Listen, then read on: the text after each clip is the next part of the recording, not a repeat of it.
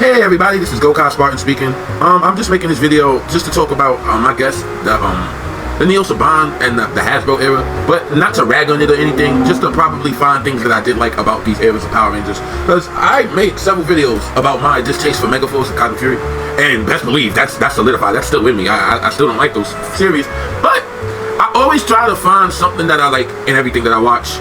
Even if I'm not liking like the show at the moment, it's still Power Rangers. It may not be my like, but somebody else might like it.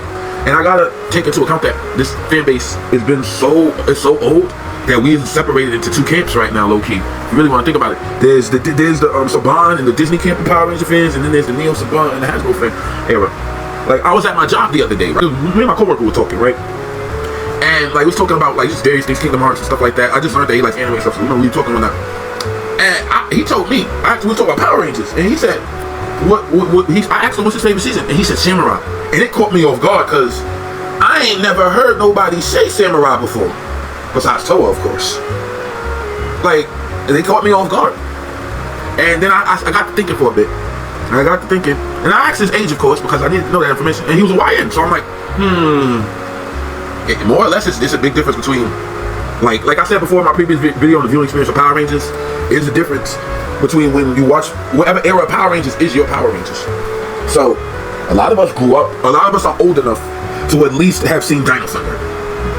So we were around during like the glory days of Power Rangers. But this Neo Saban stuff is pretty good too, at least for the youngins. Maybe it may not be my cup of tea. I may prefer something a little bit more dark, something a little bit more gritty.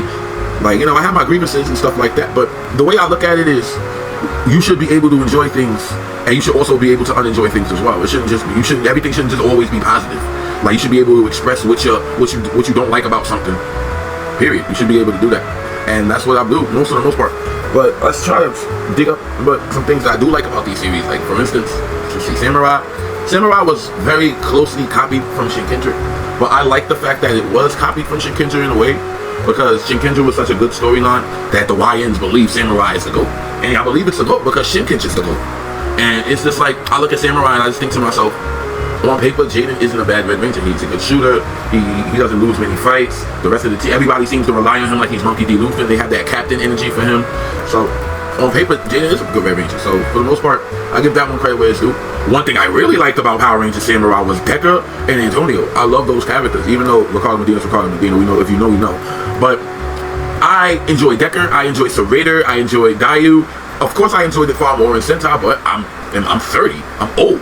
So my Power Rangers, I wanted to have an era of gravitas and seriousness to it. So I'm probably going to gravitate towards more Sentai. So, like, Samurai was okay for the most part. Like, it has good episodes. Like, I like Mike and Emily's relationship. I like how that was portrayed. Now, I like Mike and Emily more than I like Jake and Gia, because Mike's love felt genuine for Emily. Like when Emily was sealed inside the Sand Suit Whipper by that monster, with all the mouths, bro, Mike was ready to crash out.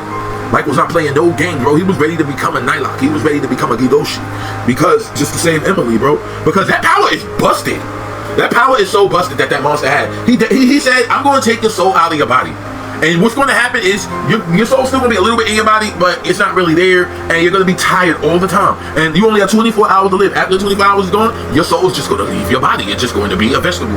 And it's just like, it kind of reminds me of Beauty and the Beast, but all the roses on the petal, if the beast doesn't find true love, all the inanimate objects become permanent inanimate objects, like they lose all their soul to them.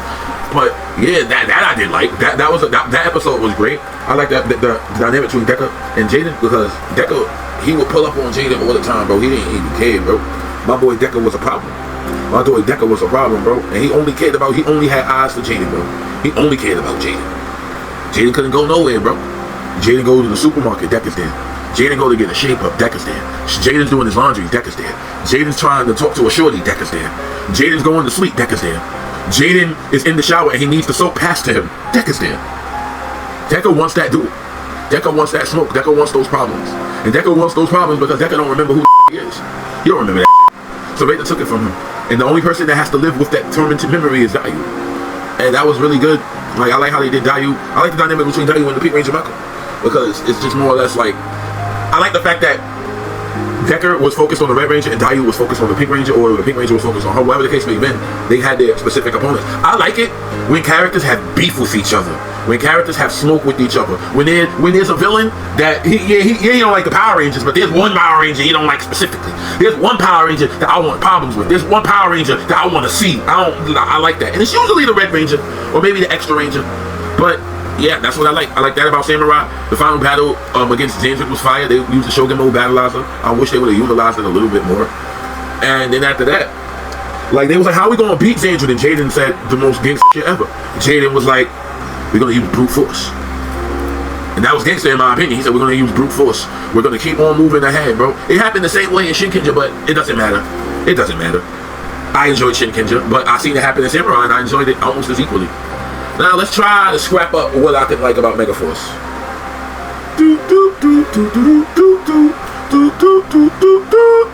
Sorry guys, can't do it. Nah, I'm just joking. I like Noah and Gia from Megaforce. Noah, Gia, and Orion. Those are my favorite Megaforce characters.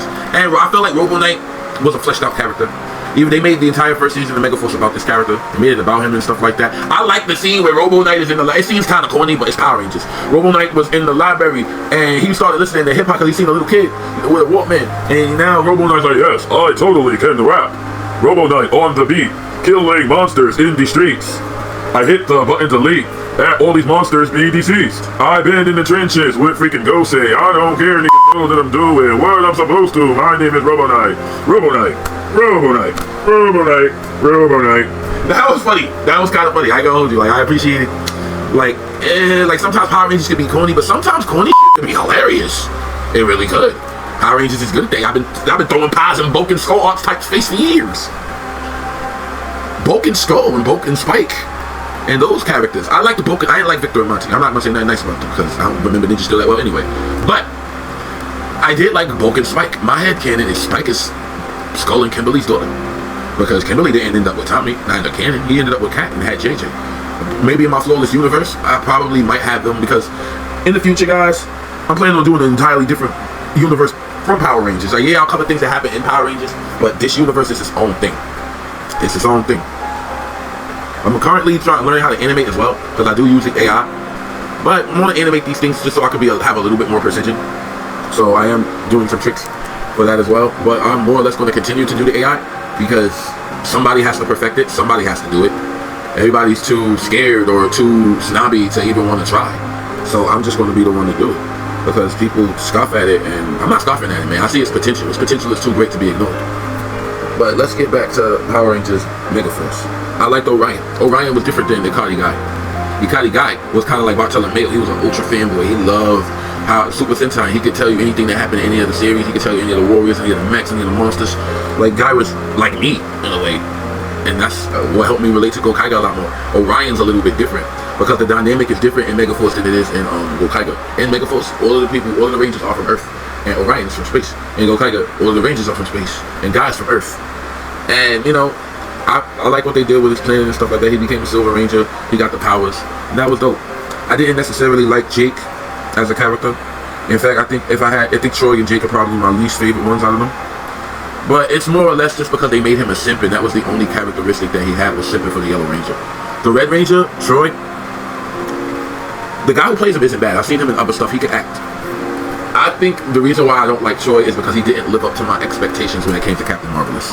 That's what it is for the most part. It's just Captain Marvelous was one way, Troy was the other way, and I wanted my Ranger, and I wanted my Red Ranger, and Captain Marvelous was so cool, I didn't want nothing different. I wanted him, or something trying to be him. I didn't want nothing different.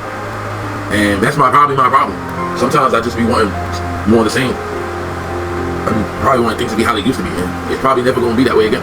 We're probably never going to get a series like In Space again, man. We're probably never going to get something like RPM. Interesting, but it's all good. But that doesn't mean we're not going to get good things. We're still going to get good things. We're still going to get good things from Power Rangers. It's still going to be a good, harmonious place for people to come and enjoy their content.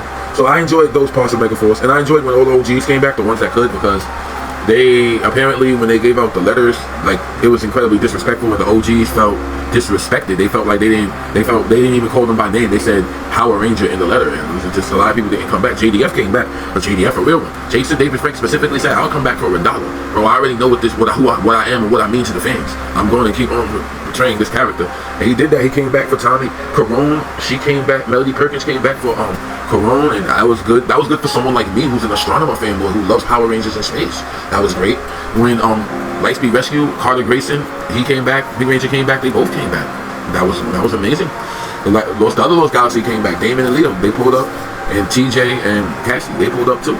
And we got to see Tommy save the kid with Saban. It was cheesy. It wasn't the climactic battle I wanted. It wasn't what I wanted, but it was what they gave us. Let's go on to Dino Charge. Dino Charge was great. It was good.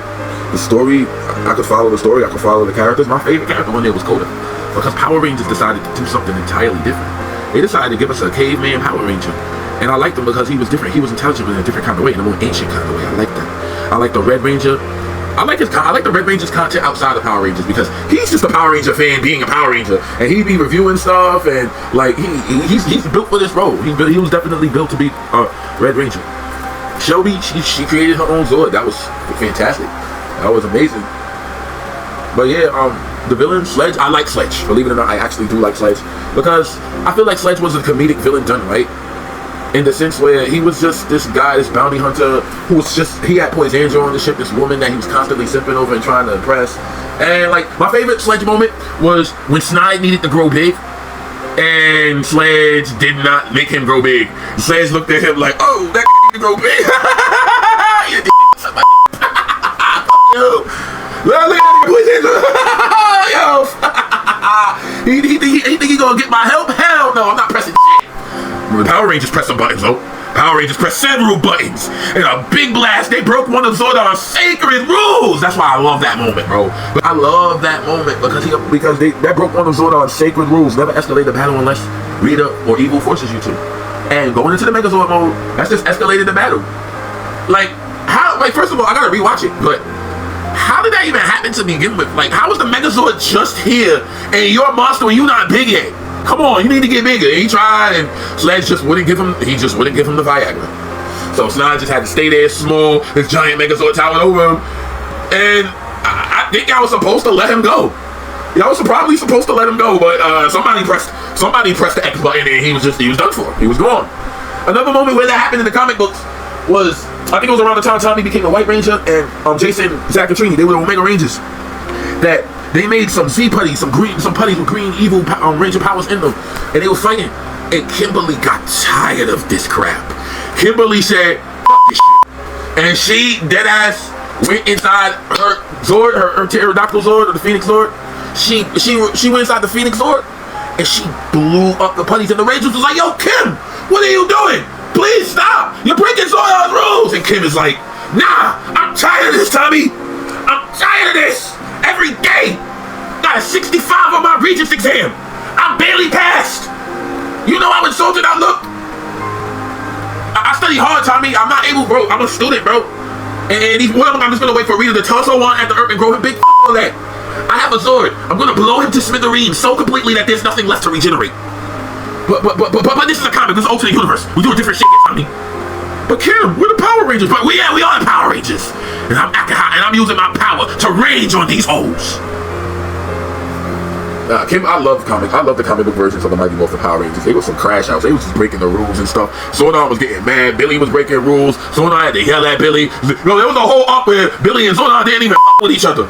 Yeah, what did I like about Ninja Steel? I like the fact that the Blue Ranger could use magic.